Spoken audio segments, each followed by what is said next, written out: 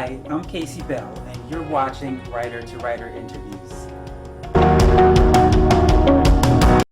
Hi, and welcome to another episode of Writer to Writer Interviews. My name is Casey Bell, your host, and today's guest is author Bobby Nash, writer of action-packed book series Snow. Let's take a listen of our interview. So when did you first know you wanted to write? When I was a teenager, I had my grand dream. I was going to be a comic book artist. That was the goal. That was the dream. But to draw comics, you have to have stories to draw. So I started writing stories so I would have something to draw. And other artist friends of mine started asking me to write for them. And that was when I started realizing, hey, I might be better at the writing part of it than the art part of it. Because my art is okay, but it's not my comic book, like the drawing, the panel to panel, the storytelling. My art was not 100, it was not professional level. And a friend of mine actually sat down and said, it was one of those tough love moments that, I guess that was just the right day that I could hear it. And a friend of mine sat down and said, look, basically what I just said, but he's like, have you ever thought about just focusing on one? He says, right now you're trying to do both, the writing and the art, and you're splitting your focus. He said, have you ever thought about just focusing on the writing? And so I tried that, and within 2 years, I was writing comics for a publisher. So obviously there was something to what he was saying. So that was how I started. I started with writing comics. And then from there, short stories happened in a novel. And a lot of times it's just can I do it? I wrote my first novel just because I wanted to see if I could do it. And I wrote this novel. It was horrible. It was absolutely terrible. But I finished it, And as you know, finishing a book is the greatest motivation to write another one, because you feel that sense of accomplishment. And so I did another one. The second book I wrote, the second novel, ended up being the first published novel. So I couldn't have done that without writing the really crappy one that I wrote. So when I was a teenager, that's when the ball got rolling. I was in my mid to late 20s, I guess, when closer to 30 when my first book come out. So, I'm doing the math in my head. Yeah, I was in my 30s when my first book came out. Yeah. From there it got a little bit easier, after the first one comes out. Because, when you go up and talk to publishers or editors and you say, hi, I'm a writer, and they go, oh, what have you written? And you go, well, I'm working on my first, and blah. You can almost see the glaze go up over their eyes. But when they go up and they say, what have you done? And you slap a book in their hand, you've bought yourself a couple of minutes. There's something about, they finished something. And that's a big deal to publishers. And so once you've got one book, you use that book it becomes your resume, and books lead to other books. So that was a long-winded answer. Sorry. That's fine. As long or short as you need it is fine. So tell us a little about Snow and the inspiration behind you writing it. Snow is it's kind of like my love letter to the TV shows and books that featured cops and PIs of the 70s and 80s, where it was more about the action and the chase and the characters more so than plot. Not that plot's not important, but when you're doing a TV show, you're doing 20-something a year. Not all the plots are gold, but the characters keep you invested, keep you coming back. And so Snow got its start, and I got a couple of posters there on the wall. Snow got its start when a publisher contacted me. They were looking to start up a new venture where they were going to do ebooks only, but they were going to do ebook novellas, little short 30,000 word novellas. And so I was hired to come up with a series that could be part of that line. And I'd had the idea for what became Snow in my head for a while, at least that opening bit, which is the opening scene of the first book, had been in my head for a while. The character wasn't quite fleshed out. Like, he even had a different name at the time. I went through a couple of iterations before I settled on Snow as his name. And so I did this, I wrote the first one. That publisher put it out. I wrote the second one, and it sat and sat and sat. And eventually the publisher went out of business. And it took some time, but when I got my rights back, I didn't want to retool it because most publishers at that time were not doing novellas. It was, everything had to be 60, 70, 90,000 words. And I really didn't I liked the format I was writing in, this novella format. So I self-published through my independent publisher, the first one, the second one, and then it just kept going. And right now we have 5 books out. I'm working on 6 now. Six books will make up series 1, and each book is a standalone story.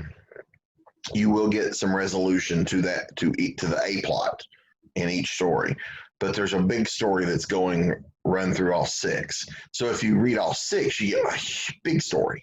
Right. But if you just read, like, if you could just pick up book 3 without having read books 1 and 2 and still get a story.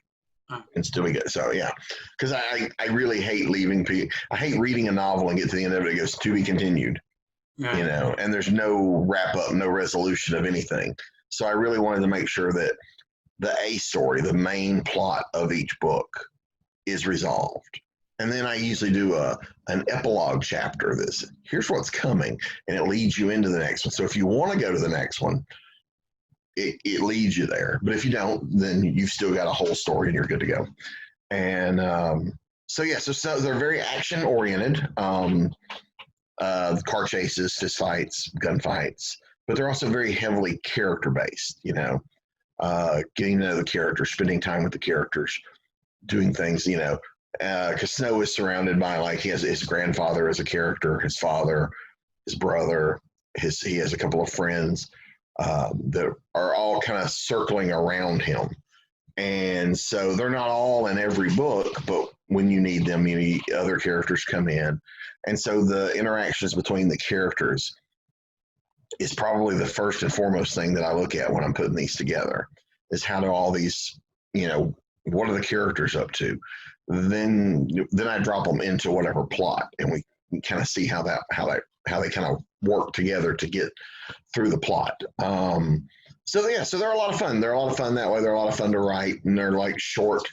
They're almost like short, like TV shows. They're short, can be pretty easily read fairly quickly. And then, so we put those out in ebook and paperbacks. I wish I had one handy. They're very small paperbacks, and ebooks and audiobooks. And then every three of them that get completed, we collect them into a trade. So if you want to buy the collected version, you can get 3, and then we put those out in paperback, ebook, audiobook, and hardcover. Okay. So it gives options to however people want to read them. So it's a lot of fun. I'm like I said, I'm working on book 6. I've got books 7, 8, and 9 planned. Oh wow. Very loose plots. I know the generic plot. This happened. Right. I'm not really a great outliner. I can't do a very deep outline, because when it comes time to write the book, I feel like I've already done it. So I like that sense of discovery that following the characters will give you. So I kind of come up with my plots, and I go, okay, we start here. First thing we got to do is get to here. And so I follow the character to see how they get there. And, as your characters can take you, on these long absolutely. And that's part of the fun of it. You learn a lot about the characters, about how they get you there. And so I enjoy that aspect of it too. And I've had some really wonderful things come out of that. Like I had all 6 books plotted out, I knew what was going to happen, the big thrust of each book. But something happened when I wrote book 3 that made me have to change books 4, 5, and 6 because something big happened in 3, but it only happened because I was listening to what the characters were doing. It made 4, 5, and 6 better, I think, but it was just something that I hadn't thought of until I got to follow the characters and get to know them and saw how they interacted and what they did that made this change happen. It took one character off the board. It made another character who was a minor character, who was always intended to be a minor character, and made that minor character a big character. So these were interesting things that I only got to because I trusted the characters to get me there. So, but yeah, so they're fun. I have a good time with them. So far, mostly, wonderful reviews from people. And the first book, Snow Falls, is the one that has sold the most because a lot of people just have picked the first one up. And yeah, people seem to like it. I have a wonderful audio narrator, who Stuart Goofy, who is doing fantastic work on the audios, and those have been well received. And as you can see, like I said, I got some cover art here. The one over here, this is the first 6 books all have this image. Okay. Just with a different color. That was kind of my branding. As we go into books 7, 8, et cetera, Jeffrey Hayes will be doing the art on those. The art for this one here was Dennis Calero. So I've been very fortunate with some beautiful cover art. And so, yeah, so it's a lot of fun. I'm enjoying writing the characters. Good. So for beginning writers who are thinking about, well, they write, but they haven't published a book yet, some advice would you give them? Set a goal for yourself. I always say this because, if you know why you're writing, if you know what your goal is as a writer, you can adjust yourself accordingly. This was something I learned the hard way because, not everybody writes for the same reason. Right. Some people write with the goal to just finish a book and put it out there. They don't care if it sells. They just want the book out there. Mm-hmm.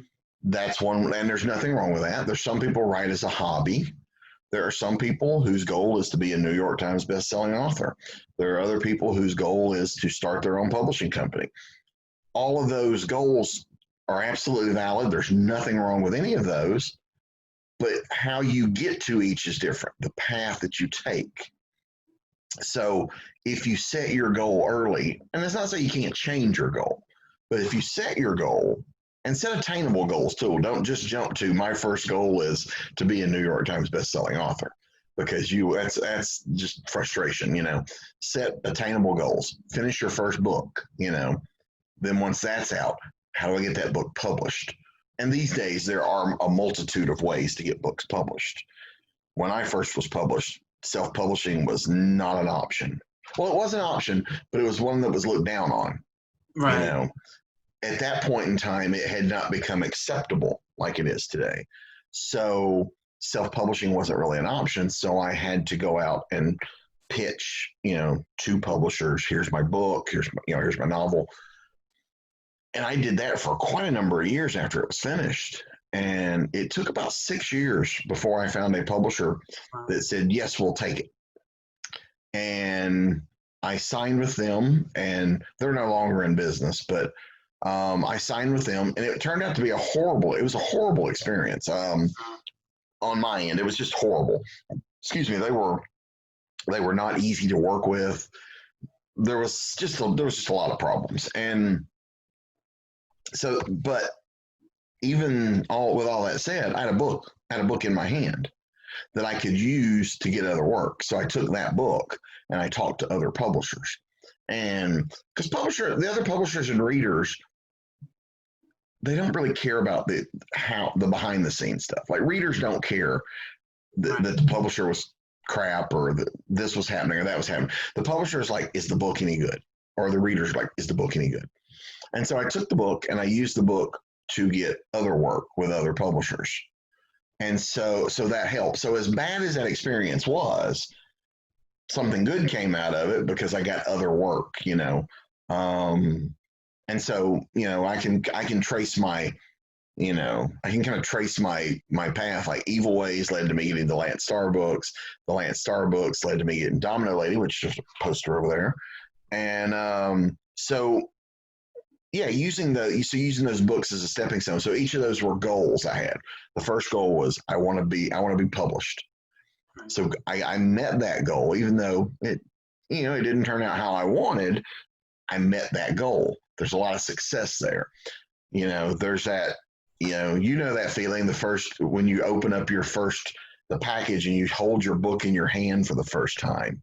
Exactly. You're smiling now just thinking about it. Yeah, same way. You can't wipe, that's a grin. You can't wipe that grin off your face for days. It's a wonderful feeling. So even though the experience after that was not good with that publisher, that feeling was enough to make me do it again, And so setting those goals is very important. If you set the goals and you make the plan of how to get to those goals, it'll help you a lot. And I didn't do that up front. I floundered a little. Not to say that it was a bad experience, but I got out of it. There was a short period where I got out of writing my novels and started doing a bunch of anthology work because people were asking, and I hadn't yet learned how to say no, or I can't do it, or this doesn't fit. And so that ended up taking up a lot of my time. And I don't say that badly because those were all great experiences and I learned a lot doing that, but it knocked me off my goal. Like my goal was going this way, and that kind of was a little detour off of it. So I don't regret it, but it did take me longer to reach the next goal because I didn't have a plan. So yeah, make a plan, set a plan, have fun with what you're doing. Don't try to write what you think people want to read. Because say if your thing is writing fantasy and you go, oh, nobody's reading fantasy, I'm going to write a bunch of horror. And then you start publishing horror. Then people start only thinking that's what you can do, because that's hard too. You get typecast. And then you could end up, if you become popular, you could end up spending the rest of your career writing stuff that you don't really enjoy writing. And then writing just becomes a job and you might not enjoy it as much. So, write the kind of things that you enjoy, have fun with it, and set goals. Yeah, that would be my advice. Set goals, cool. You kind of went into my next question. Some things you learned that you weren't aware of when you first started publishing? Marketing. Yeah. That you have to learn how to. I was very shy when I was younger, very shy, very introverted. My thought was, I was looking at how writing and publishing used to be. Publisher took the book and the publisher did all this stuff. Well, that's not the case anymore. The publisher doesn't do marketing, very little marketing. They do no promote, they don't send you on book tours. They don't set up interviews for you. They don't do any of that stuff. And so I had to learn how to do all that myself. And, so a lot of that was very self-taught. And so, and I've been doing it a while, so I've picked up tricks and things along the way. But yeah, marketing was a big one. Learning how to deal with reactions from people. Not everybody's going to like your work. And the people that love your work will never tell you they love your work in most cases. The people that hate your work are all too happy to tell you they hate your work. And so learning how to deal with that was difficult for me because I didn't like the idea of confrontation, and certainly then the next big advice they give you is, well, don't argue with them. So you just kind of have to sit there and take it and go, I understand. Thank you. But I got to realizing even if they didn't like it, if it still did something to them to make them take the time to sit down and write a review, the book must have touched something. Right.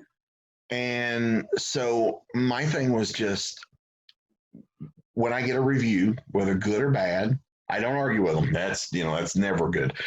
But I thank everybody that leaves a review. Thank them for their time. because, they didn't have to say anything, So the fact that the book kind of motivated them to sit down and type up a review, I think that's incredible, And so, yeah, so learning how to deal with all that, learning how to, take your hits and kind of go, all that was stuff that's self-taught. And there's other things too. I mean, I took a couple of writing classes when I was working on Evil Ways, which was my first novel. And those were helpful, but a lot of my writing stuff is self-taught. It's like, or stuff I've learned from dealing with editors. You shouldn't do it this way. Can you try to do it this way? Or reading other writers' stuff, or just talking to other writers. That's another great thing of being a published writer. I've got to meet so many other writers, and we all have different ways of doing things. And if I ever get in a point where something's not working, I have this group of writers that I know that I can pop an email off to, or make a phone call and go, let me run something past you. How does this sound? And I can get some feedback from them that helps me, do what I need to do.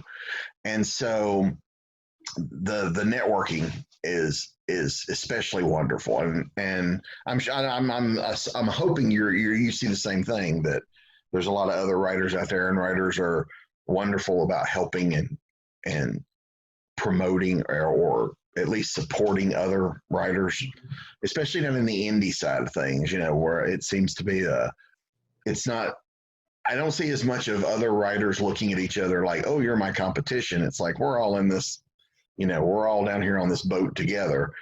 And so I love the fact that we've got a lot of that, where writers are, I see writers all the time going, hey, check out my buddy's book, or, this writer I know has a new book out this week. You should, take a look at it, and vice versa. And people are doing that back and forth. And I find that wonderful, that sense of community and camaraderie and with the writers. It's been very wonderful.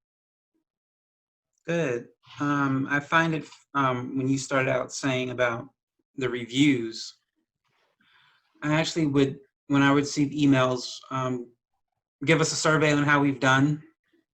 I used to never answer them, but I started answering them on purpose, only because I know where I used to work in customer service, it was rare that we got people saying thank you. Mm-hmm. But we always got complaints. We always got the, you did this wrong, I'm angry, et cetera, et cetera.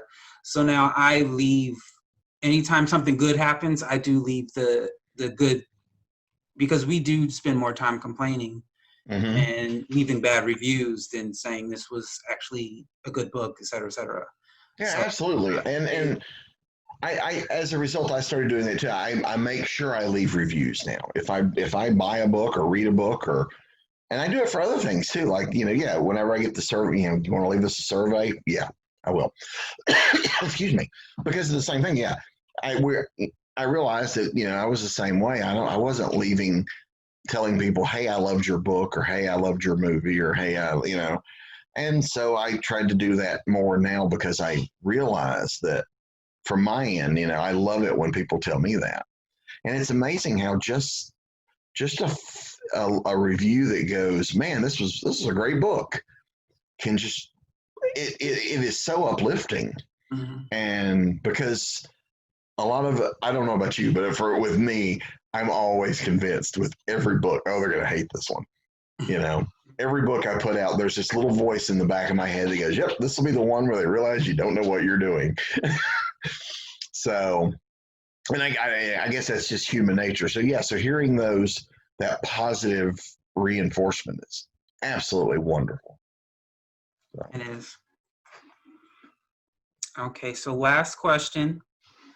If you could sit down and have lunch and conversation with any author, whether they be dead or alive, who would it be and why? That's a good one.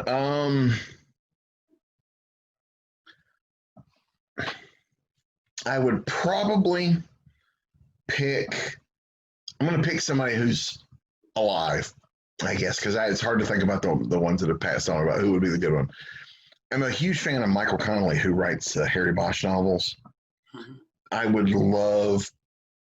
would love to pick his brain about how he got started. I mean, I know parts of it, that he was a reporter who wrote a book, but I would love to pick his brain about the hurdles he had to get through to get the first Bosch novel published. And because it seems like that first one came out, and man, it's been all uphill. It seems that way. So I'd be curious to hear the behind the scenes, because we often look at other authors, especially the ones that are really successful, and it seems like it's easy for them. But I'm fairly certain that they're probably dealing with the same, issues that we do. And so I'm always fascinated by how people overcome those issues. So I'd love to pick his brain and see what he did different than what I do, or what he did similar to what I did, and that kind of stuff. If it was someone who is no longer with us,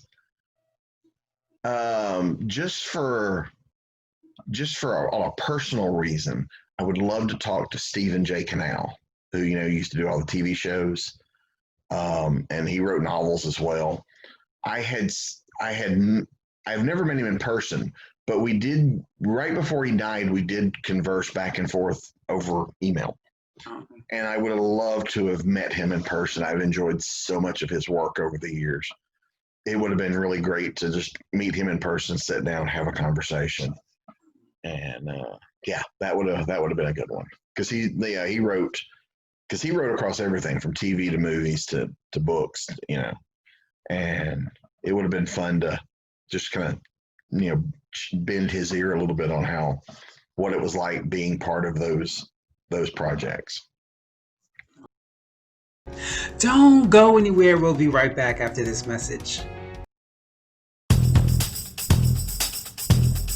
A fast-paced, action-packed book series, Snow, follows Abraham Snow, a spy, on his mysterious and exciting adventures.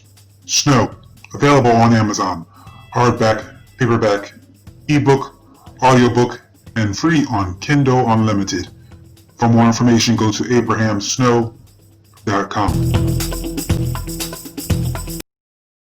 And we are back. Let's continue this conversation. Tell us a little bit about the house on Atticus Lane. It is when I wrote it, it was considered a teen book, but now they call it young adult. Mm-hmm. It's hard to explain it, because if I explain it completely, I spoil it. Mm-hmm. So the best way to explain it, it's about 4 high school students. They live in a neighborhood where, for the longest time, everyone talked about this house on Atticus Lane that people believe was haunted, and apparently anyone who's ever been in it never came out alive.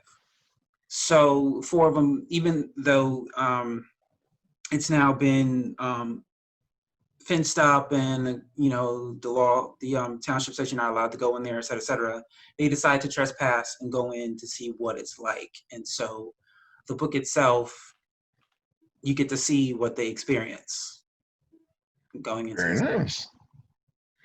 Very nice. Now, when I was looking at doing a little research to do this, I see you've also, in addition to writing the novel, you've written plays. Now, what got you interested in plays, and do you just write them, or do you enjoy the acting in them? What's your interest in plays, and what would you like to continue on with the plays?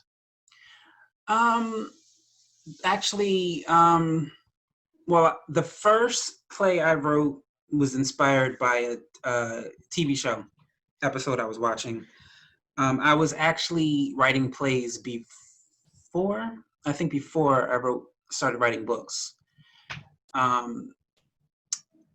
When I think of an idea, I ask myself, would it be better as a play or a book? And that determines whether I write it as a book or a play. The more,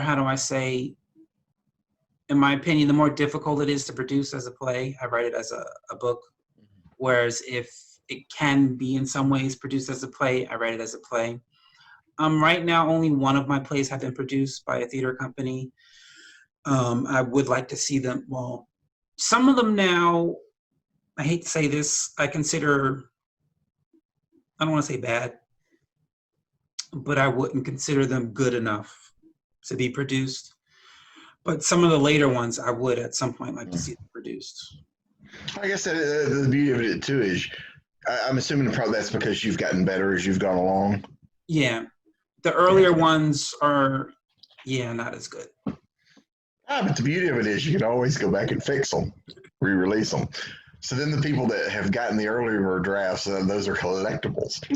Yes. So okay, well that's fascinating. So what do you do when you're not writing? What is your average day like? Is this all you do? Do you have a day job or? I used to have a day job. I had 3 jobs actually, working at 3 different theaters, working in the box office. 2 of them are closed still, and one of them is open, but as of now, I'm not able to get to them. So right now it's just writing. Sometimes, depending if I have an idea, I'll work on my art. I have online art stores. And other than that, most of my day when I wake up is mostly, I spend maybe 2 hours on social media, updating, adding, et cetera, et cetera. Then I work on some more writing to submit to either magazines or journals, mostly. And working on my new YouTube channel. I have this show, and then I have 2 other shows that I'm working on. So I'm usually working on that as well. Very nice. Now we talked marketing earlier. I know that was one of the questions that when we talked when you were asking mine.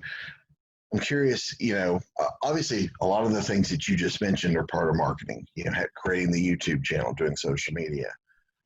What have you found marketing wise that works for you, that really surprised you that it worked for you? Surprised me. Or just in general, I mean, what seems to work, because I know it seems like every writer I talk to has social media works great for this author, but not for this one. So right. I'm just curious. I'm curious to see how everybody makes their marketing work, and For me, it's been difficult. I've tried a whole bunch of different stuff, and the one thing that I think works the most, because I decided to change my goal from making money to gaining readers. And when I did that, I sell my books on eBay through bidding. So I don't make money off of it, but my goal is to gain readers. I also use Listia.com, which is similar to eBay, but they use digital money instead of real money. And I send them, my literature, business cards, whatever. And that's what I've been doing. That's what's worked the most out of everything I've done as far as gaining readers. I can't think of anything else at the moment, but that's been the main thing. Okay. Yeah, because it's always interesting, especially at the indie level. One of the things that was a huge light bulb moment for me was talking with some writers who were like they go straight for trying to reach readers. They're not trying to reach stores to carry their books. Oh, yeah. Especially at the indie level, that they do their marketing efforts to go straight to finding the people that are going to read the book.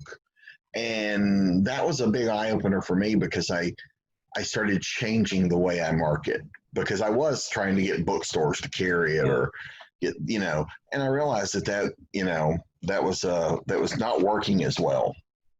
So reaching straight to the readers has been tough, but yeah, but I've never used Listia. I'll have to check them out. And the other question, this was actually one you asked me as well. I was curious about what advice you would give to people who are either starting out or who are writers who are looking to go to that next level. I would tell them to research the even before you write a book or you start writing, research the marketing, the advertising, the PR, research the editing, research the cover, learning how to do cover, cover art, like research everything before you start writing, because most people think it's easy. And even as you were saying, even if you, for whatever reason, get picked up by, I can't think of any at the top of my head, but the huge publishing companies, they still expect you to meet them halfway, meaning they don't do all the marketing work. They expect you to do something. And you can't just, send them that book and sit back and expect to, collect a check. It's like a lot of work. And most people just see a writer writing a book and then that's it. Their job is done. They don't have to do anything else for the rest of their life.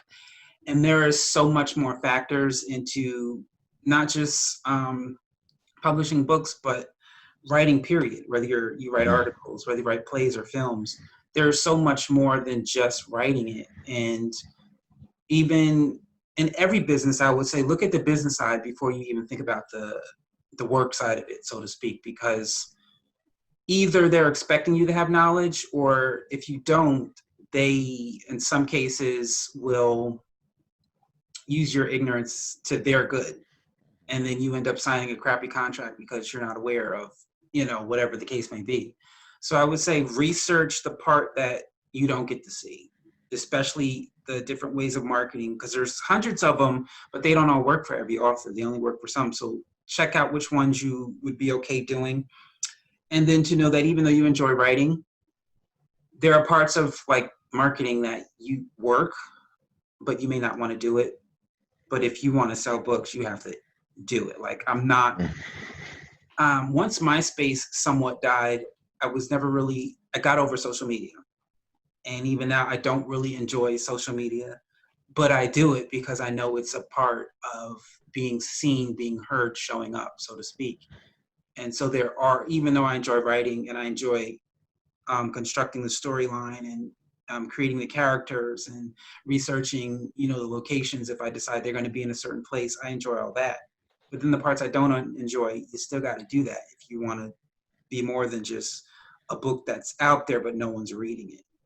So I would definitely say research the part that you don't know. And then there are 3 different ways to publish your books. Do extensive research on all 3 and figure out which one is best for you. Because all 3 have their good sides and bad sides. But you have to I always say, don't focus on the good side. Focus on which bad side you're okay with. Because that determines which way you want to go, and know that there's no such thing as overnight success. Even though, like I say, if you self-publish your book, that you can publish overnight, but selling it takes a very long time. Whereas if you go the original route, that takes a good, as you said, it took you 6 years to, even if you, some people say, oh, I'm so good, I'll just get a literary agent. Even that takes time for a literary, because people don't understand literary agents already have anywhere from 10 to 20 clients and then have 100 of emails coming in every day asking, can you be my literary agent? So the work it takes just to deal with one author is a lot of work. They're not trying to gain, so they're very specific on who they say yes to. So even getting a literary agent takes a lot of time. And then once you get one, there's still a lot of work that they're expecting you to do.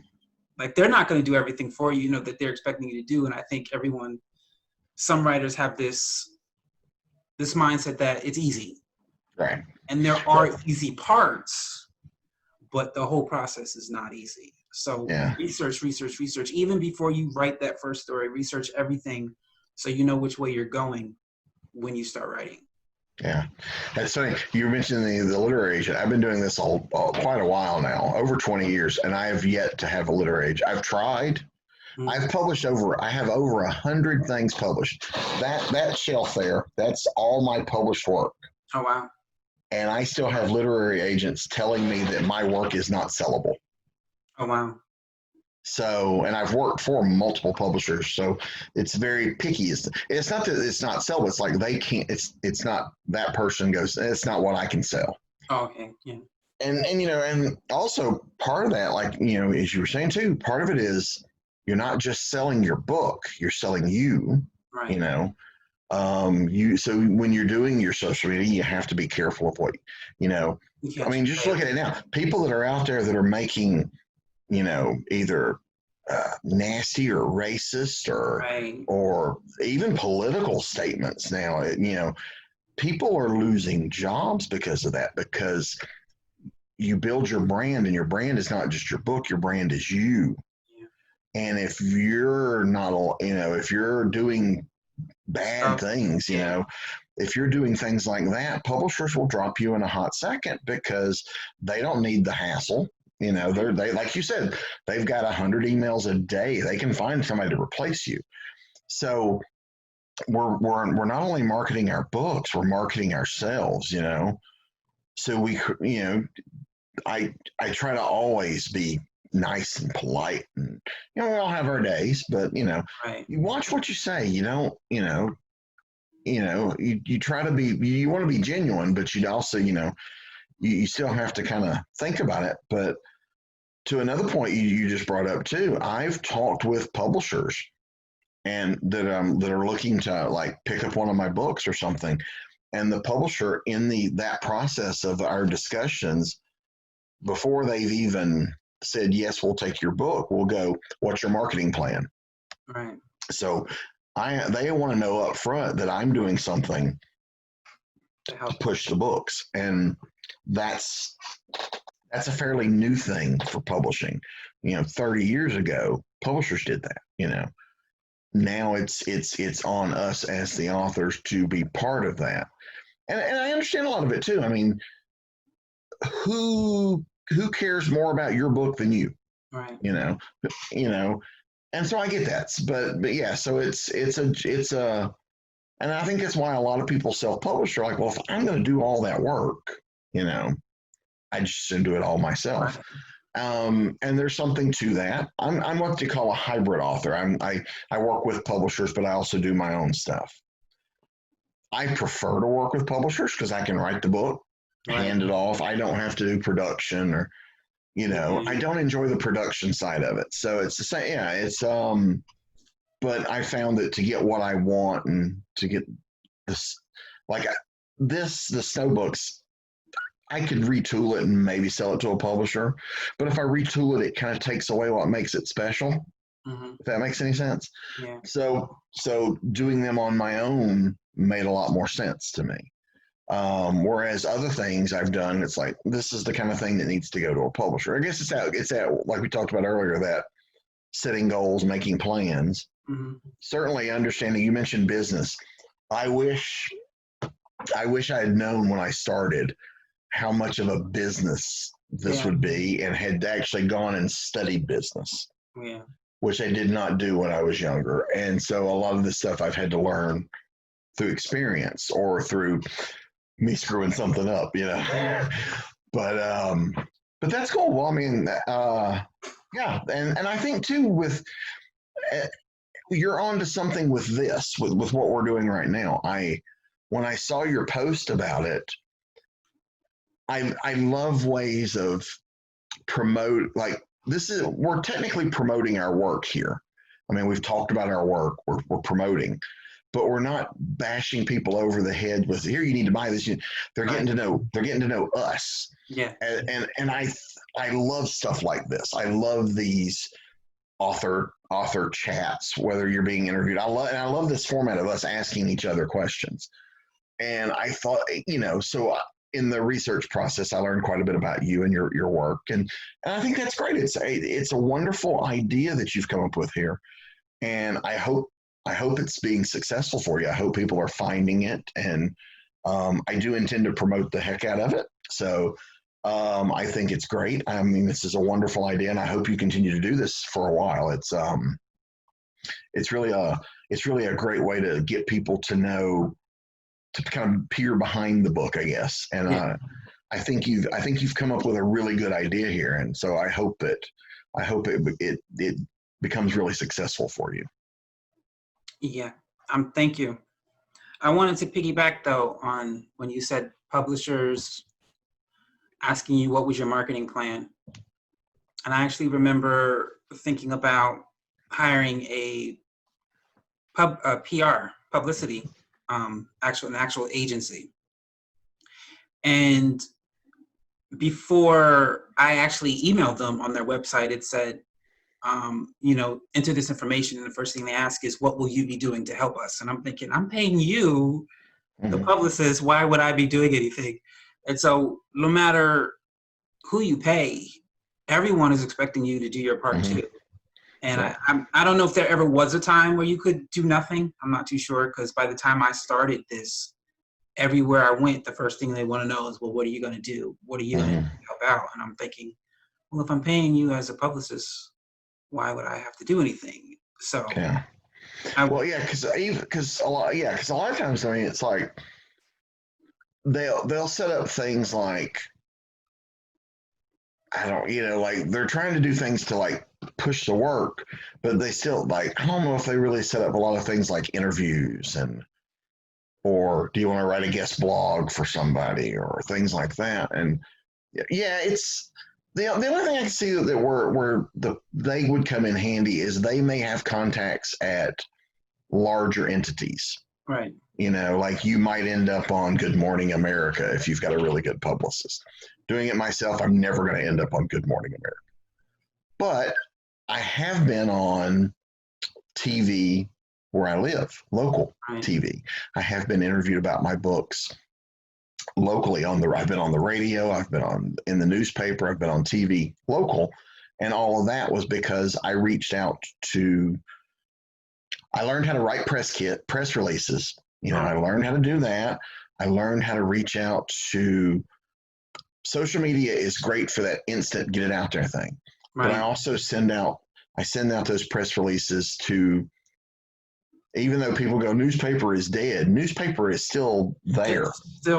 You go to the grocery store, they still have them. Yeah. So getting that information in front of reporters, because sometimes they go, you know what, we've got this much space to fill. Right. You know what, we can write a little something about this guy that's got his books. And it's just a little piece, but it's promotion. And then when they put it out, I can then promote that someone is talking about my books. Right. So that's me talking. Like when someone leaves a review, I do that. I share on all my social media. Hey, we got a review for this book. Here it is. That's promoting and nowhere in there did I say, buy my book. Right. So people pay more attention. When I go and if I'm posting nothing but like, hey, you should buy this. Hey, you should check my book out. Hey, you should buy. People ignore that because you're actively selling them and that turns people off. Mm-hmm. But if I go, hey, check out this magazine said something nice about my book, people will go check that out and there's more engagement because I'm not trying to sell them anything, but they may go, wow, Rue Morgue liked this book. I should check that out. Yeah, and they'll go and buy a copy because someone other than me told them to go check it out. Right. And so a lot of the marketing is a piggyback kind of thing. It's like, I reach out to these book blogs, or other author friends. I have author friends that have blogs that what they'll do is they will have other authors come in and do a blog post, or you want to swap one. Let me put one on your site and I'll put one on my site. Right. And you're doing this blog, which is not actively selling, but you're talking about either the process or character or whatever. And so you're reaching an audience without like hard selling it. Right. And I think that really helps people to come, because they see you more as a person, not as a sales guy. Right. So, mm-hmm. Yeah. And so, so I love stuff like that. So I'm always looking for different ways of reaching out. And like I said, when I saw your post, it was like, this is a great idea. Let me contact Casey. And, I've done it with others. I did a radio show. It was just a 10-minute chat, but I did a radio show with over in England. Thanks to these wonders of modern technology, here I am. I'm in Georgia in the U.S. and it was easy for me to, we set it up and do it. So I'm always doing podcasts, or certainly since the quarantine, these Zoom type things have been fantastic. I do a lot of conventions in my normal year. I go and conventions, conferences, signings where you have your books out in front of people and can talk to them. Obviously, this year, none of that's happened, but conventions are doing these virtual panels, very similar to what we're doing here. So it's great. It's great that we're able to get out and still have that face-to-face. I've done the Facebook Live where I'll take questions, or I've done readings, record it and post it. And so there's all kind of things we can do that's marketing, that's not selling. Right. Or not actively selling. And so I'm always on the lookout for new ways to get the book in front of people that won't turn people off, because I don't like to be hard sold either. That stereotypical used car salesman mentality, it turns me off. So I know if it turns me off, I don't want to be that guy and do it to my readers. So coming up with new things is great. And like I said, I love this one-on-one idea, this conversation, and, learning about each other. And while, we're learning about each other in the chat here, our audience is learning about both of us. Right. And I think that's great, And so this is a really good idea you've come up with. So thanks. Well, technically, someone else came up with it, but I took it from her. The best ideas are stolen ideas. It's a writing thing, It was so once, I think it was probably late March. Well, prior to the pandemic, I was trying to do marketing as far as contacting radio shows, blogs, podcasts, et cetera, et cetera. And some of them are like, well, we have a lot, we don't have time, we have a long list of people, et cetera, et cetera. We don't have time, or I don't do that anymore because I'm so busy. So once the pandemic hit, I was like, well, I guess no one's busy now because everyone's stuck at home. So surely I can find someone. Mm-hmm. So I went searching again. And one of the authors who I actually did, I think she's the second one, Nancy Christie, I told her, because my goal was, okay, how can I get someone to say yes to me? So I said, if you do an interview with me, I'll do one with you. And so she said, sure. I think it was like a month and a half later, she got back. She said, oh, I'm sorry, I'm doing some other things. I'll get back to you later. And I was like, sure. And so then it was some more time. And she said, how about we just do we each do 5 questions. And I said, oh, that's a great idea. And that's when I said, maybe I'll just start doing this from now on. Mm-hmm. And so that's how it came up, was her trying to figure out how to interview me when she had a whole bunch of other stuff she was doing. And so that's how the idea came about, and I just kept doing it. Mm-hmm. No, I like it. Like I said, I think it's a great idea. It's wonderful because, we're each going to promote our interview. And so my fans will learn about your books, and your fans will learn about my books. It's a fun way to get the word out. So I love doing stuff like this. Podcasts are fun where you can just get on and just chat about what, and they don't have to be about my books too. I've done, well, we were talking about these virtual panels. I did one talking about Sequest a couple of weeks ago. It's nothing to do with my books. Right. But at the beginning and the end of the episode, they asked me, where can we find your books? And so, it's there. And so if people liked what I was saying about the show, they might check out my, so it's not always, it's not always us bashing people over the head with, you should buy this, but it's, we're selling us, and as weird as that sounds, we're selling ourselves. And hopefully if you like the way we talk and the way we're acting, you'll go, oh, well, they got books too. I might like their books. And so that's why I set this corner of this is the nice corner of my office, the nice one that stays clean. And, if I turn the camera around, you guys will be like, man, he lives like a pig. I like your posters though. Oh, thank you. Yeah, that was something I decided to do when I started this. I had some from my older books. So I was like, with the Zoom thing really becoming the thing to use this year, I went out and had some made, and I've got the snow ones. I've got another one on the floor here. It's a snow one. And then over here, Domino Lady was the character, one of the pulp characters I've written several times. And then Lance Starr's another one up there. So, yeah, I just kind of figured this would be a good backdrop for the, and it's all part of marketing. You're watching me talk, but it's still there. Mm-hmm. Yeah. So now you mentioned too that you did art. Is that your art behind you in the? Yes, it is.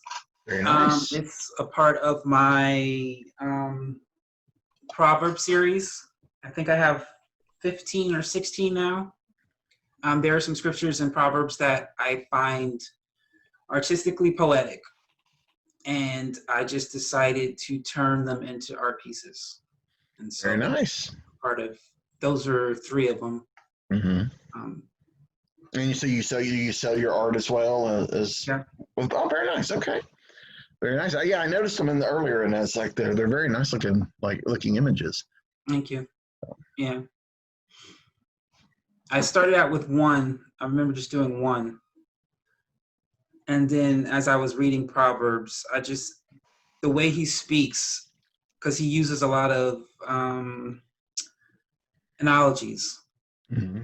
And it's just, I go, wow. I used to say, wow, someone should make that into art. And because I'm mostly graphic art, I do draw and paint a little, but I'm mostly graphic art. So I was like, well, someone who's a painter should do it.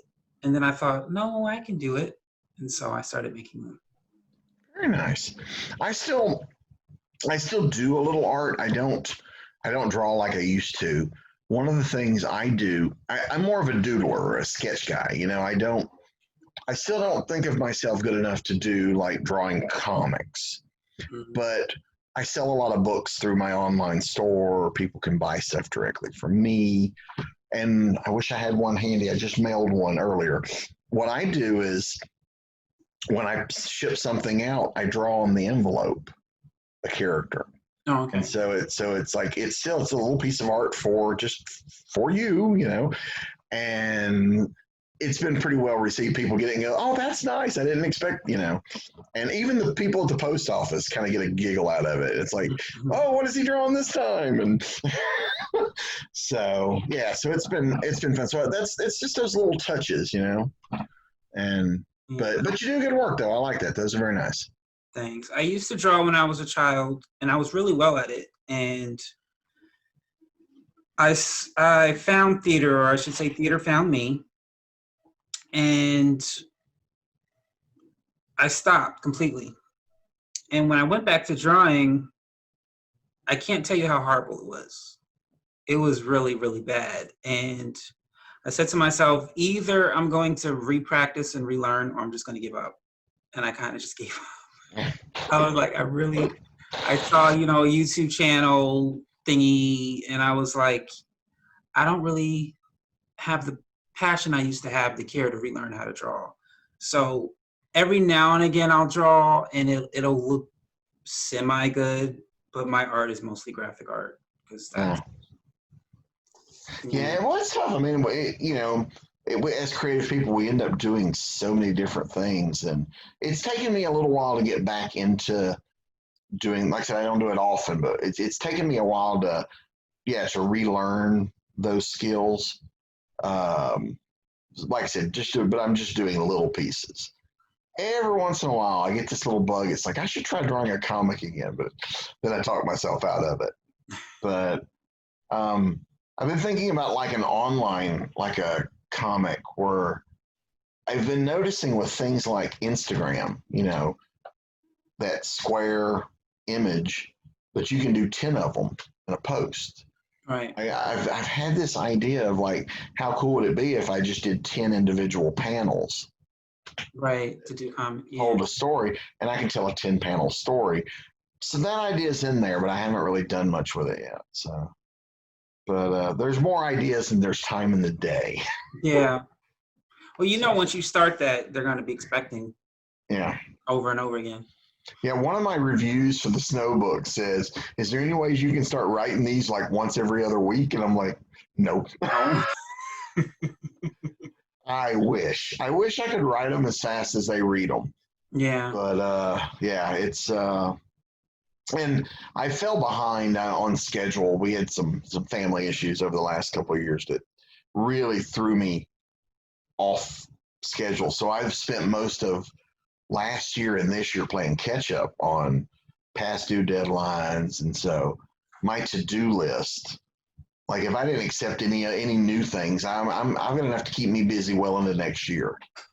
And so I'm the goal for the rest of this year is to get as much of that done and caught up, and but it's still got to be good. So you can't just I can't just rush through it. It's still got to be good. Mhm. And so yeah, but we're getting there.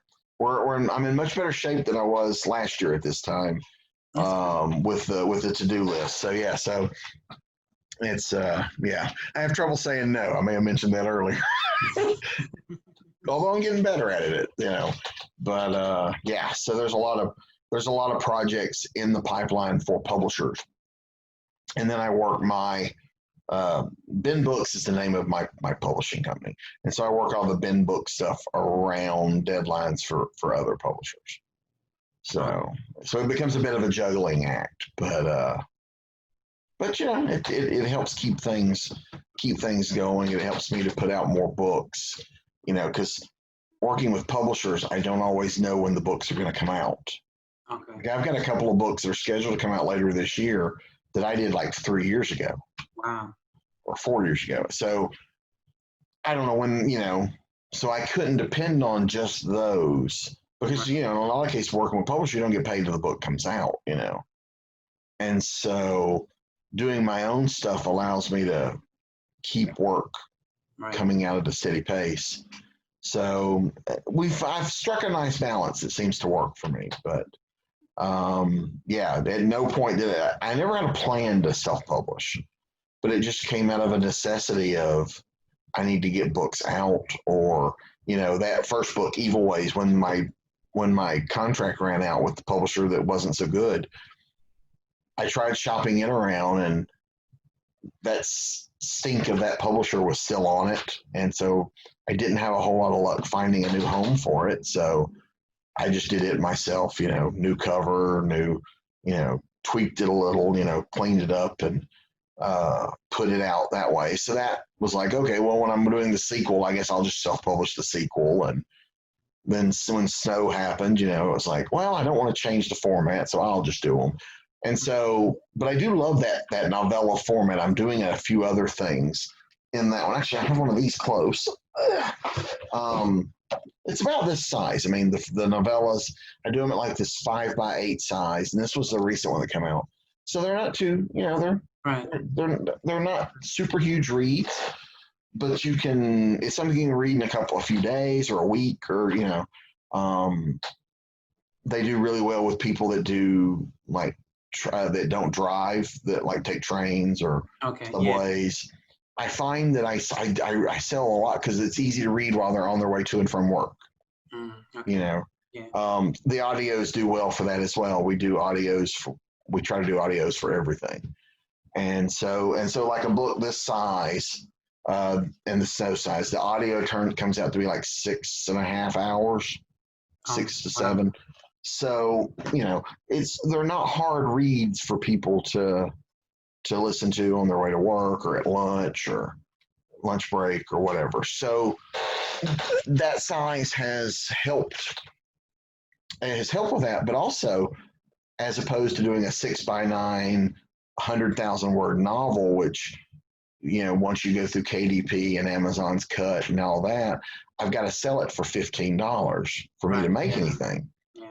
With Snow books, or like this is the new series, I can sell these for $7 or $8 as opposed to 15. And then, it's easier for people to drop $7 on somebody they've never heard of. Yeah. Than it is to drop 15 or 20. And then we do the collected versions. They're like about $15-20. And so we can, there's all kinds of things we can do that. So the smaller size I found is very helpful for getting readers to try something. I also make all the books. I do my printing through Amazon, KDP, used to be CreateSpace, and the ebooks are on there as well. I make all the ebooks available for people that subscribe to Kindle Unlimited can read them for free. Yeah. I still get paid. The way that works is it's pennies compared to if someone buys it. It's less than that. But like you get a penny for like every 2 to 3 pages they read. Oh, okay. But it's a way though for people that have never heard of me to try something with no extra cost to them. And so I do a lot of stuff like that as a way to get people to try things. You know, we give away audio books, or we give away ebooks, or we have 99-cent sales and things like that, just to get people to try it. And I'm sure you do a lot of this as well. But it's all about getting people to try it, because I know that a lot of the people I meet have never heard of me before. Right. So yeah. So it's all about building that brand, hooking readers, getting them to go, ooh, I like this. Let me, and so yeah. So that's what I spend a lot of my day doing, is figuring out how to get books in readers' hands. Basically. And then I go, oh crap, I should write something. Yeah, the writing doesn't take me long, but it's the marketing and figuring out what advertising works best, because you don't want to waste money, Right.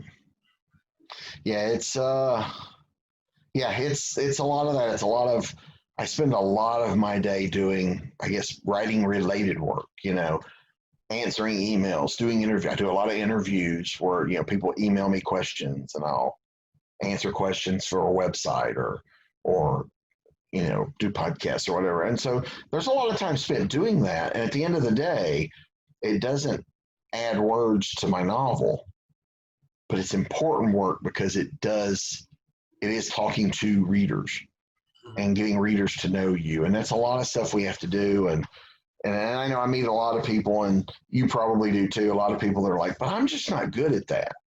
And I get it. You're either shy or you don't know how to talk to people. You have to learn how. But you also have there are people you can recruit to help you. Yeah. My father can talk up my books and talk about how great they are and how much he loves them and all that. And that's a father proud of his son. If I said what he said about my books, I'm an arrogant, egotistical guy. Yeah. So having other people talk up your books, your friends, they don't have to pretend they don't know you or anything, but, having word of mouth is wonderful. Having other people, street teams is great. I know some publishers do street teams.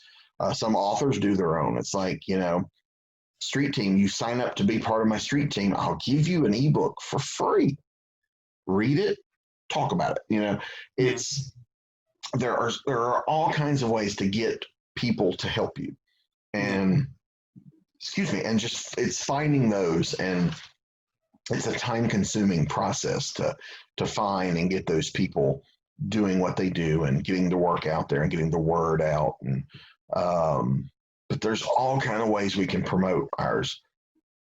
I'll give you one good example. I know I'm rambling and I apologize. But there was a convention last year and I was unable to go to the convention. But I kept getting emails and private messages through social media that whole weekend. Oh my God, there's a guy here wearing a shirt with your snow guy on it. And I had shirts for sale, And I knew who it was. It was a friend of mine who had bought a shirt. And so he was at the convention wearing the snow shirt. But the amount of people that were seeing it and letting me know. And so I told my buddy later, I'm like, man, I got all kind of pictures of you from the convention, because people are like, they're not like making him pose. They're like going, oh my God, and sending me this stuff like, oh my God, did you see this? But it was great because he was just wearing his shirt, but it was that word of mouth thing that just got people talking about, oh yeah, and so while they're, like my friends are over there geeking out about it, going, thinking it's funny they see it and all this, people are like, what are you laughing about? And they're like, oh, and so they would tell them. Some people are talking about my book at a show I'm not even at, which is wonderful. Right. And so, yeah, so stuff like that, you can't pay for that kind of advertising. Right. And and so when it happens and it just happens on its own, man, that's wonderful. But all that comes from having the stuff available, getting the stuff out there. Obviously my buddy, knew about my books because he knows me, Right. but it was, but we met at a convention, so he met me when I was hawking books. So it all kind of comes together with what you do, and so you may not see your efforts at marketing you may not see immediate payoffs from it, No, of course not. but you never know when down the road, someone's like, oh yeah, he's wearing my shirt, or someone, I've had that happen with editors, man, I read your book several years ago. I have a project you'd be perfect for. Right. There was no, things like that happen. And so, yeah, our job is just to get it out there in the world and see what happens. And I'm always amazed when, good stories happen from that. So, and again, I apologize because I know I ramble a lot. Sorry. Funny enough, the first interview I did, he had asked me if I had a favorite of my works. And I told him no. I said, but there is one that's dear to my heart because it's unique. It's 2 books in one, but it's really not. The first book is a book written by a fictional author, and the second book is the response of his family to the book he wrote. And so I'm explaining this book to him, and he goes, wait a second. And then he starts explaining the book, and I'm like, yeah. He goes, yeah, I read that book. And I was like, are you serious? And and I was like, that's crazy how he was able, how that connection happened. And the book was, I think it's 3 or 4 years old now. So you never know who's going to read it and when you're going to. Yeah, it's funny with the things that sometimes happen like that, because I get that question too about favorite book, and it's really hard to choose. But I usually just mention Evil Ways because it was the first one. Because I tell them that's the one that's more me than anything else, because I didn't know what I was doing, And so there's things I did in that book that I wouldn't do now because I know it's not right. Right. But but you do sometimes capture things. I was on a panel at a convention, and it was like me and like 8 other authors, and it was a panel was about creating characters, and so we were getting questions from the audience, and they were on the other end. So I admit I was not paying as full attention as I probably should have. Like I picked up my phone and I was checking because it's going to be a while before they get to me, and so I heard the question and I realized fairly quickly, like the lady in the audience said something, and I realized that the panel got quiet. And so I looked up from my phone, and they were all staring at me because the lady in the office, they were asking about characters that had impacted the audience. And most people were, throwing out things, Shakespeare characters or Stephen King characters. She mentioned one of mine. And of course, I wasn't paying full attention. And so it made everybody stop and kind of just look at me. And I'm like, oh. But that was the first time I'd ever had anyone tell me that one of my characters had meant something to them. And it was, it's one of those things that, because when we're writing this stuff, you hope that happens, but you never know.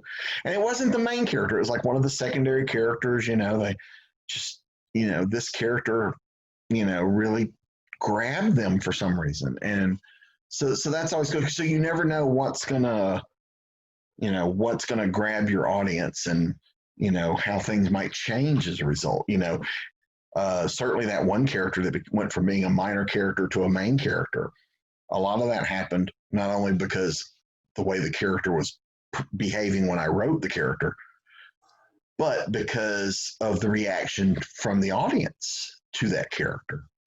And so, so that kind of stuff becomes very important. And you just never know. You never know which character the audience is going to fall in love with. If we did, we'd all be rich.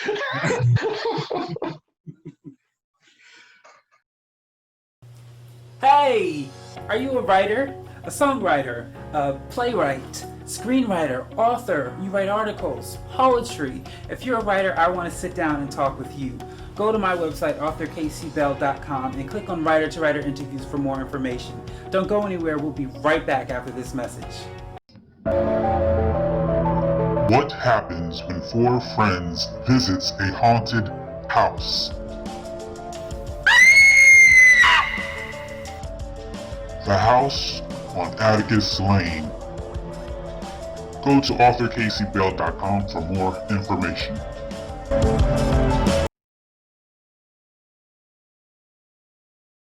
Where can people find your books? The best place is authorkcbell.com. Very nice. Now, do you sell through Amazon as well as eBay, or is it just eBay, or they can buy direct from you? You usually can't buy direct from me. It's Amazon, Barnes & Noble, Books A Million, Lulu are basically all online. I did try to do the bookstore. There is a bookstore in Newark, New Jersey that carries my children's books, but nope, everyone else has rejected. Well, no, everyone else has ignored me. I didn't even get a lot of rejection letters. I got mostly ignored. So yeah, I find that too with using, because I use Lulu for my hardcovers, but I do like KDP for the paperbacks and the ebook. And some stores, will not carry them because they consider Amazon their competition. And Amazon's so even though they're selling the book in the store, Amazon still gets a cut. Okay. And so I've run into that a lot, and I but I can't. As a very small, poor independent publisher, I can't cut off Amazon. That's 99% of my sales, and I can do it affordably. If I was going through a local printer, stacking up pallets of books in my garage, I would go broke very fast. And so I have to, I understand why a lot of bookstores don't like Amazon, but Amazon that's where my sales are. Yeah. I would love to appear in every bookstore, and I would love it if my books were where people could just walk past the cover and the cover grab them. Right. But unfortunately, that's just not the reality of the world we live in. I have to get out there and put the books in front of people. Right. And because even with Amazon, it takes a lot of advertising or promotion, because you're a drop. My book is a drop in a big giant sea of books. There are millions of books on Amazon. Millions. And I am just a little, you've still got to find me. So that's always the tough part of promotion, is getting people to the books. And I mean, I meet people or know people, they'll come to me and go, "Oh yeah, I read your one book. Have you ever put out a second?" And I'm like, "Yeah, I'm up to about 130. Yeah. 130 stories, about 20 novel, I'm up there, and they're like, wow, I had no idea. So even people that know me aren't, if they're not actively looking for it, they don't know. Yeah. So and I think that's the problem most, if not all, indie press guys face, is how do we get our books in front of readers? And I wish I had a great answer, but I just, like I said, I try all different kinds of things, and hope at the end of the day. There is no one answer. Exactly. Yeah. There's no one. Every author is doing 5 to 10 to 20 different things, because every reader is in a different spot. Some are online, some are reading newspapers, some are only reading magazines, some are library people, some are bookstore people, some are Amazon people. So and it's different from state to state too. Yeah. What works for me in Georgia does not necessarily work in New York. Right. Where in New York, I sell more ebooks because people are reading, they're taking the subway more.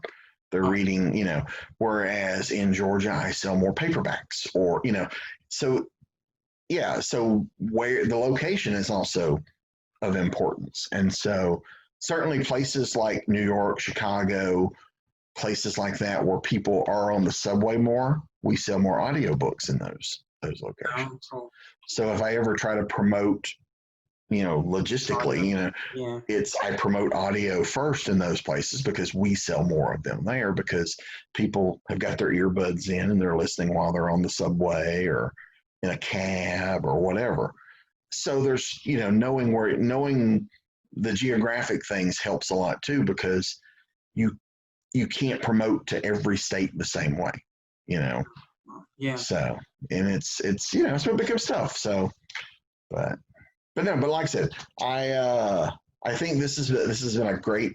I've had a fun time talking with you. This has been a lot of fun. Thank you. Well, before you tell us your website. BobbyNash.com has everything. That's stuff that I publish and the stuff that's published by other people. Blog posts and stuff end up there. My website for Ben Books, which is my publishing company, is ben-books.com. That's where I have like the Snow books, the Evil Ways, Deadly Games, things I publish myself. Okay. And then recently I set up, because of the popularity of the series, Snow has its own dedicated website now, which is abrahamsnow.com. Okay.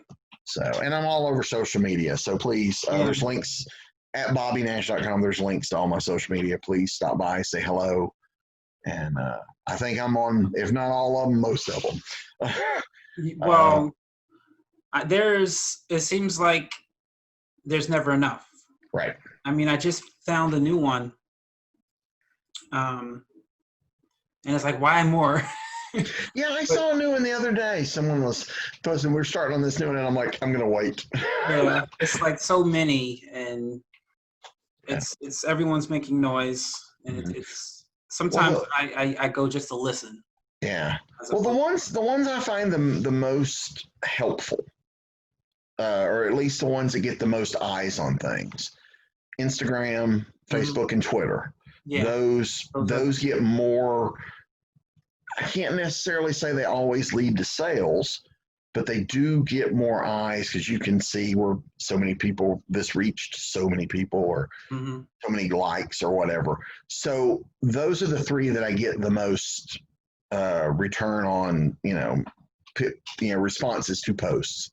So they get pretty heavy. I'm on a few other smaller ones that I'll post just a few things, and then I've got like Patreon. I've got a Patreon page, or things like that. So, but I try not to, because my patrons get like all my ebooks for free. So when a new book comes out, so I'm not really posting the buy this book because I'm giving it to them. So they get different. So then you kind of tailor your posts for different places, and then others I can copy and paste. But yeah, it's it can suck up a big chunk of your day. It does. I mean, I don't spend a lot of time, but it still takes me about 2 hours to complete everything that I do. And like I said, each one, there are certain things I don't say on, like LinkedIn. There are certain things I'm not going to say on LinkedIn that I'll say on Twitter or Facebook. So yeah, it's literally a job in itself. Like, yeah, and I do a little bit at different times of the day too, because I'm here on the East Coast, but I realize something I post here in the morning on the East Coast, the West Coast people are not going to see. Right. So I may go back and post something later for the West Coast people, so it's things like that I take into account. I have fans that live in other countries, so I do kind of try to post every once in a while. I try to vary it so everybody sees it, and that in and of itself becomes a juggling nightmare at times. And but it's all part of getting the word out to people, and it's part of the job. Yeah, it was not part of the job I realized when I started the job, but yeah, it's no, I didn't. Well, when I started, it was just MySpace, really. Everything else wasn't really as popular, and a lot of the stuff didn't exist. So most of my stuff was advertising and going to magazines and newspapers. That was when I began. And then social media I think Facebook was the thing that really made social media soar. Yeah. And silly me was like, oh, this is going to die very soon. I don't think it is now. Yeah. No, especially not with the pandemic. That's all people have, really. Yeah. Man, could you imagine if this had happened in the 80s before the internet? Horrible. Yeah. Sometimes I wonder, how did I even know anything back in the day. Yeah. Yeah, I have a cousin was born in 2000. So she has, she's never been without a cell phone. She's never Right. been without the internet. She's never been without YouTube. She's never been without Facebook. So when we talk to her about the Stuff the prior. pre that stuff, she just she just can't imagine, she can't imagine not being able to take a picture of whatever she wants to. And I was like, well, if Right. you didn't carry a camera with you, but yeah, because growing up, when I was born in 71, so when I was a kid, we didn't have any of this stuff. The height of if you wanted to talk to somebody with those big walkie-talkies we used to play with that didn't get signal more than really 6 feet. But because I was in high school in the 80s when the big brick phones came out or car phones came out. I remember the year our high school, I was there the year we got our first computer, and it was I remember when my dad got our first cordless phone. Mm-hmm. We thought that was amazing. Oh, yeah. You could go, well, you couldn't go too far. The first year they came out, you couldn't go too far. But we would pretend there was someone on the phone, and because we were the first one in the neighborhood, so we were children, so who were we going to call?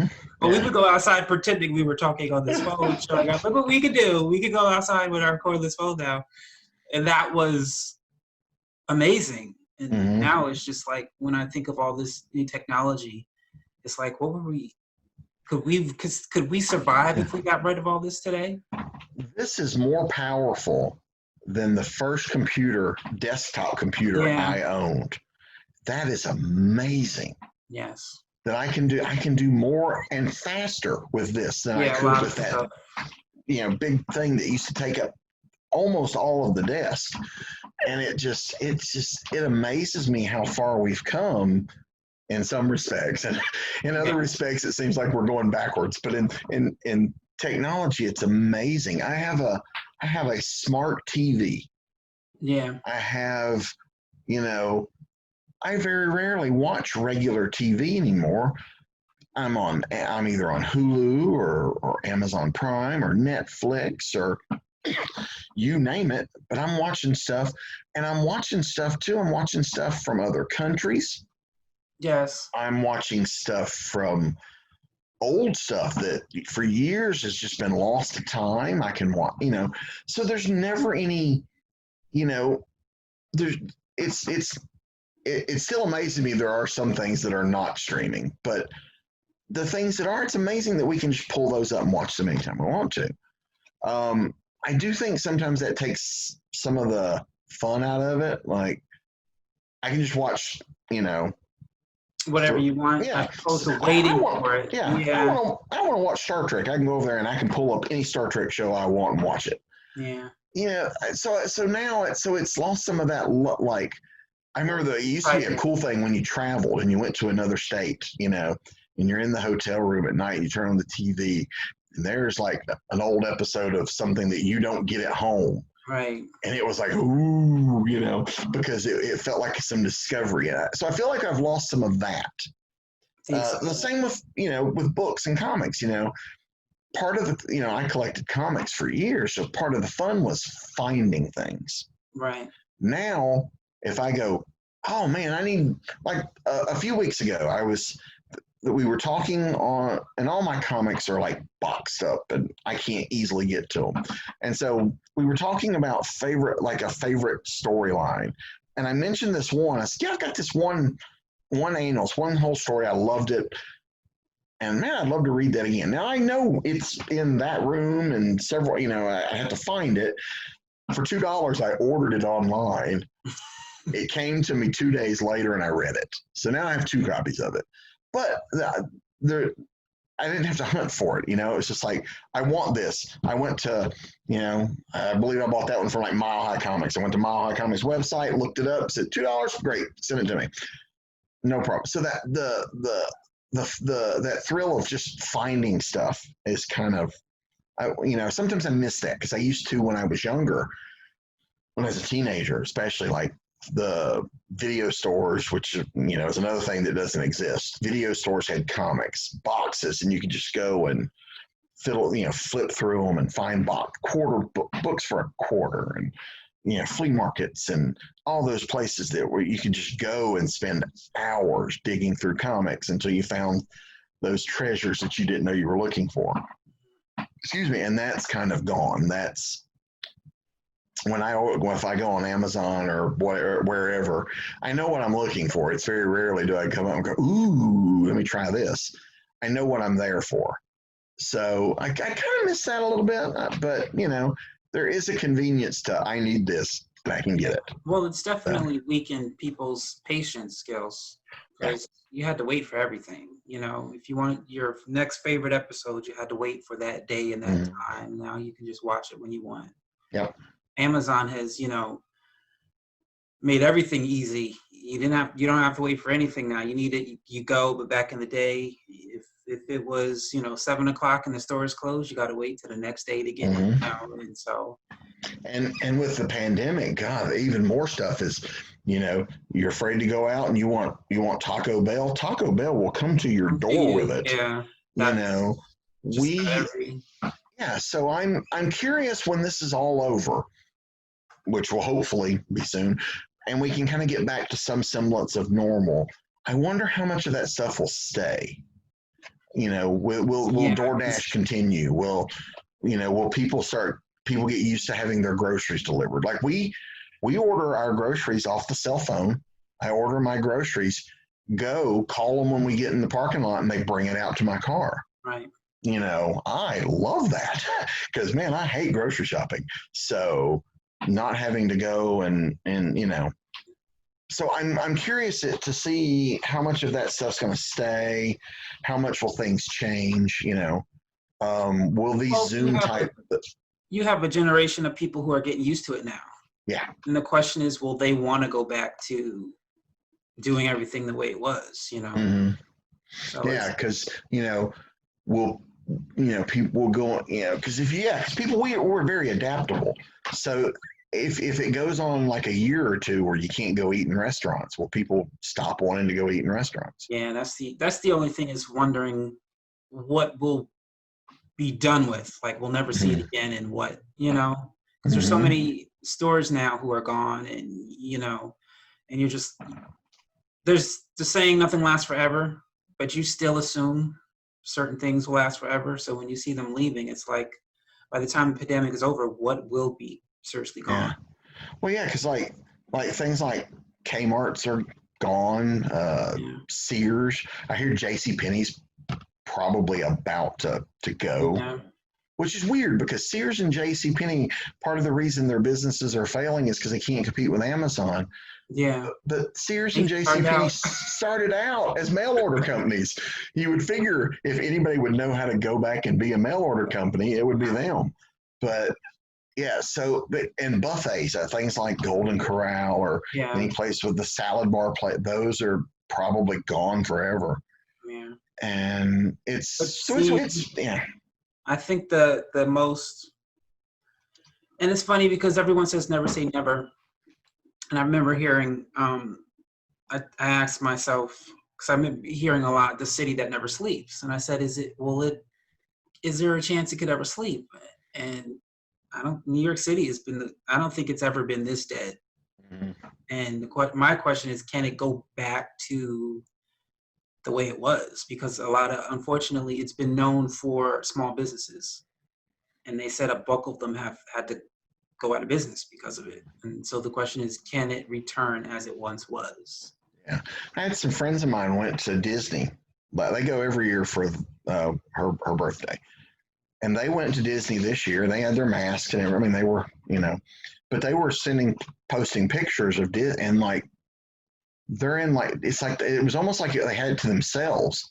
Because they'll do, Disney does this thing where they'll take pictures of you with the drones, so you can see you in the park. Oh, wow, really? And so this picture, there they are. There's not a soul in the picture, and it's covering quite a bit of ground. I'm like, they're like, yeah, we almost have the place to ourselves. I thought people would go back. I guess not. Yeah. But yeah, I think they're limiting the number they allow in, but it's so small, and so I think other places are doing that. Um, we kind of to keep from going stir crazy. I take care of my dad, and so at least once a week. We've been kind of doing it twice a week here lately, but at least once or twice a week we take trips. We don't actually go anywhere to like get out and do things. But like yesterday, we were gone for like 6 hours. We got out and we drove. We went up North Georgia into South Carolina. We went by the parked at the lake and had lunch and just made a day of it. Got out. You're getting sun. You're out of the house. We're not around other people, but we come back home, and so those trips have helped kind of keep us from going stir crazy, being home all the time. But yeah, it's but we in our trips we're seeing a lot of places like that where it's like, yeah, they're either still closed or there's not a lot of people, and then you go to other places and they're packed. Yeah, and it's just like, okay. but yeah, but we don't really get out when we go anywhere. We've because we don't want to take our chances. But we have yesterday we did stop and eat at a restaurant, and there were maybe 4 other people in the restaurant, and they had us all so far apart, and so we did do that. But for the most part, we're just out and some semblance of just getting out and having a trip. But this has been a weird year. I do a lot of conventions on a normal year. I've done one day show this year, and I have nothing. I have nothing else planned for the rest of the year. So it's been very odd not having the conventions, not being around the people that I see at conventions. That's been very weird. It's and because doing that, I don't know if you do a lot of conventions or if you go to them or not, but I do several, in different kinds. Some are comics, some are sci-fi, some are pop culture, some are just writers, but there are people that I've known for years that's the only place I interact with them or I see them is at conventions. And so it's been a year without seeing those friends or, seeing those people I'm used to seeing. So you're not, so it's odd in that respect that you're not around those people, that you're not doing the travel, and it certainly cuts into the book selling business, because you're not selling books at cons. And so hopefully when the conventions start back up hopefully next year, we can, and get back to those. I think I will appreciate them more. Because it is part of the business. It does become work. I mean, I am working at the conventions. I'm setting up a booth, and so that's a lot. And I'm a one-man band. I don't have any help. So I'm the guy shuttling it all in on the carts, and I'm the guy setting it up, and I'm the guy selling the stuff. And as I get older every year, it gets harder every year. And so it is a lot of work, but sometimes you start to think of it as just work. And I think now this year will have the result of me appreciating them a little more when we go back. Because I do love the cons, and I've been doing them for so long. But yeah, it's been odd. But the year at home too, having those, I don't know, 2 extra weekends a month at home is helping me catch up on the writing that I was behind on. So there's a nice, give and take there. So. Well, I think that's all the time we have. Well, thank you. Thanks again. I appreciate it, Casey. This was a lot of fun. And I apologize for rambling. I know I'm good at that. Not a problem. It's been fun getting to meet you and getting to hear some of your journey of writing and publishing. And I hope the watchers and listeners learn from your journey and your story, and more writers come out of this. So thank you once again for joining me on Writers to Writer interviews. Thanks, Casey. I appreciate it. You're welcome.